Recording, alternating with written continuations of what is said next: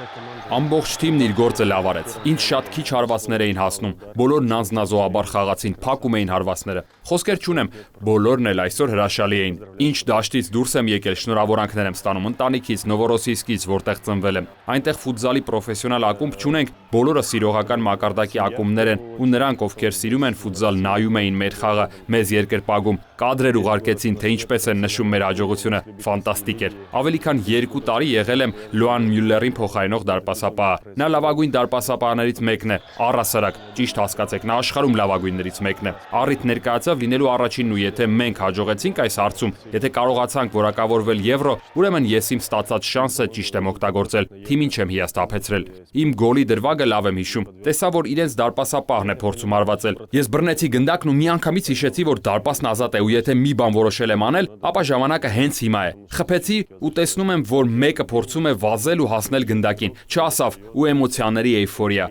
Կրկնում եմ, ֆանտաստիկ էր։ Խաղից առաջ բժիշկ Այվազ Մխիթարյանը խոստովանեց, որ երազ է տեսել, թե ինչպես եմ ես գոլ խփում։ Խոսում էինք այդ մասին ու նա ասաց, որ խաղային դրվագում հեռու տարածությունից հարվածով եմ խփելու։ Իսկ ես պատասխանեցի, որ եթե անգամ խփեմ, ապա դատարկ դարպասին եմ հարվածելու։ Այդպես էլ ստացվեց։ Այվազն ի դեպ առաջին անգամ չէ, որ կանխազգում է նման բաները։ Դանիայում էլ նա ինձ ասաց, որ Մաշումյանը գոլի հեղինակ է դառնալու։ Նա խփեց, հիմա էլ այստեղ իմ գոլի պատմությունը։ Ազնիվ լինեմ, դժվար է հիմա ասել, թե ինչ կարող ենք անել Եվրոյի ընթացքում։ Այդ ամենը մեզ համար առաջին անգամ է լինելու։ Պետք է լավ նախապատրաստվել, փորձել մրցաշարին մոտենալ առանց վնասվածքների։ Արդեն հետո մնացածը կերևա։ Մյուս հավաքին վստահ եմ կլինեն ընկերական խաղեր։ Դա կարևոր է հասկանալու համար, թե ինչ մարզավիճակում ենք։ Բացի այդ, շատ բան էլ կախված է վիճակահանությունից, ում հետ ենք խաղալու։ Այնպես որ տեսնենք, թե ինչ կլինի։ Իսկ մինչև այդ պատրաստվում եմ այս հաղթանակը նշել, քանի որ վաղ առավոտյան թռիչք ունեմ։ Մեկնում եմ Տուլա, կնոջս կհանդիպեմ ու նրա հետ կնշենք այս հաջողությունը, քանի որ նման պահերը պետք է նշել։ Առիթից օգտվելով էլ շնորհավորում եմ հայ ժողովրդին,